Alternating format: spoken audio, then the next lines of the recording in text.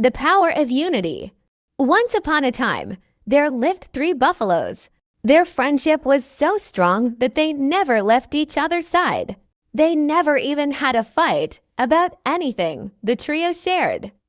Everything among each other and lived together merrily. But they were unaware that a malicious pair of eyes was watching their every activity closely.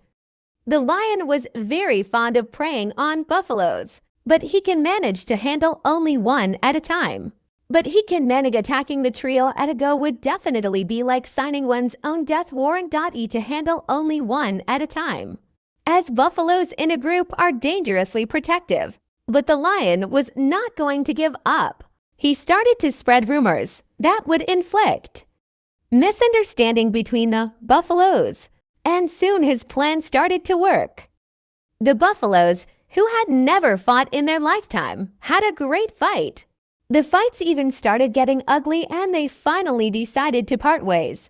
That was a golden opportunity for the lion. He had his go on the buffaloes one after the other. His divide and attack policy worked. The end.